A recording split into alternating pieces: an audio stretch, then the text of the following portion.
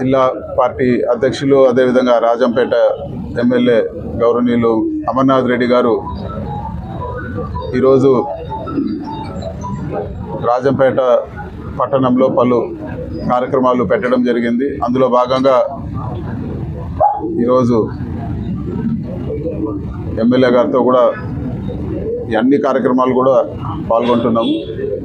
ముఖ్యంగా రాజంపేట నియోజకవర్గంలో మొట్టమొదటిగా ఈ తెలుగుదేశం నాయకుల్ని చంద్రబాబు నాయుడు గారిని నేను చెప్పదలుచుకునేది ఏమంటే, రాజంపేట నియోజకవర్గం తరఫున అన్నమయ్య ప్రాజెక్ట్ని జగన్మోహన్ రెడ్డి గారు మంచిగా కాంక్రీట్ డ్యామ్ నిర్మించే విధంగా టెండర్లు పిలిచి పనులు కూడా మొదలైన క్రమంలో ప్రభుత్వం మారడం జరిగింది.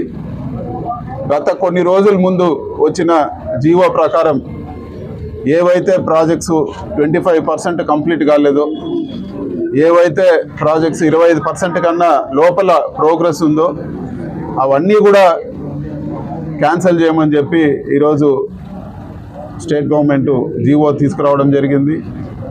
సో మేము ఒకటే డిమాండ్ చేస్తున్నాము, మా ఎమ్మెల్యే గారు కానీ నేను కానీ డిమాండ్ చేసేది ఏమంటే, రాజంపేట నియోజకవర్గానికి ఇప్పటికే టెండర్లు పిలిచి పనులు మొదలు పెట్టాల్సిన క్రమంలో అన్నమయ్య డ్యామ్ని మీరు దయచేసి క్యాన్సిల్ చేయొద్దు.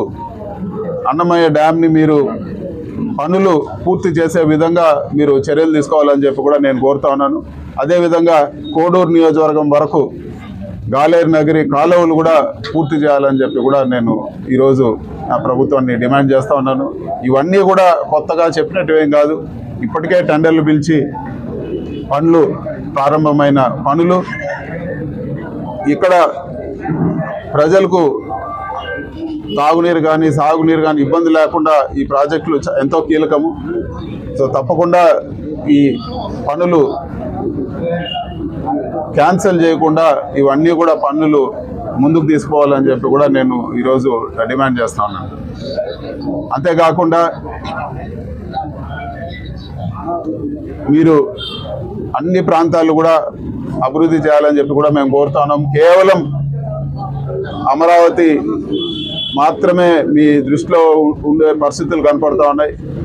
అక్కడ ఒక చోటే 50,000 పెట్టి ఒక ప్రాంతాన్ని డెవలప్ చేసే బదులు అన్ని ప్రాంతాలు కూడా మీరు అక్కడ కూడా చేయండి, ఇక్కడ కూడా చేయండి అని చెప్పి మేము డిమాండ్ చేస్తూ ఉన్నాము. ఖచ్చితంగా ఈ అన్నమయ్య ప్రాజెక్ట్ని తొందరగా పూర్తి చేసి ప్రజలకు ఉపయోగపడే విధంగా చేయాలని చెప్పి కూడా మేము కోరుతాం.